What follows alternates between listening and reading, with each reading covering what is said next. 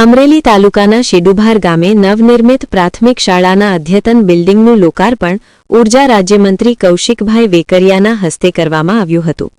આ પ્રસંગે સાંસદ ભરતભાઈ સુતરિયા ઉપસ્થિત રહ્યા હતા। સમગ્ર શિક્ષા અભિયાન હેઠળ 1.20 કરોડના ખર્ચે તૈયાર થયેલ આ નવું શાળા બિલ્ડિંગ વિદ્યાર્થીઓને આધુનિક સુવિધાઓ સાથે શિક્ષણ માટે વધુ સાનુકૂળ વાતાવરણ પૂરું પાડશે।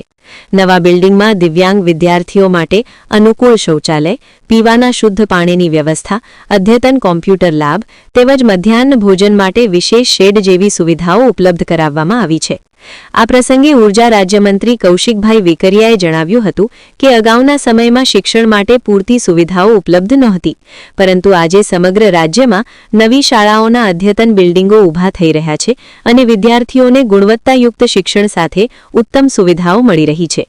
તેમણે ઉમેર્યું કે રાજ્ય સરકારે ખેડૂતોને 10,000 કરોડનું કૃષિ રાહત પેકેજ સર્વે વિના ઝડપી ગતિએ આપીને ઐતિહાસિક નિર્ણય લીધો હતો। તેમજ અમરેલી તાલુકાના શેડુભાર નજીક જીઆઈડીસી સ્થાપિત થાય તે માટે આશાવાદ વ્યક્ત કર્યો હતો। સાંસદ ભરતભાઈ સુતરિયાએ પોતાના સંબોધનમાં જણાવ્યું કે પહેલા સમયમાં શાળાઓમાં સીમિત સુવિધાઓ હતી અને વિદ્યાર્થીઓ ઓસરીમાં બેસીને અભ્યાસ કરતા હતા। આજે સમય સાથે શિક્ષણમાં મોટા પરિવર્તન આવ્યા છે અને બાળકો અદ્યતન સુવિધાઓ ધરાવતી શાળાઓમાં અભ્યાસ કરીને પોતાના ભવિષ્યને આકાર આપી રહ્યા છે। તેમણે અમરેલી જિલ્લામાં ચાલી રહેલા વિકાસ કાર્યો બદલ રાજ્ય સરકાર અને ઉર્જા રાજ્યમંત્રી કૌશિકભાઈ વેકરિયાને અભિનંદન પાઠવ્યા હતા।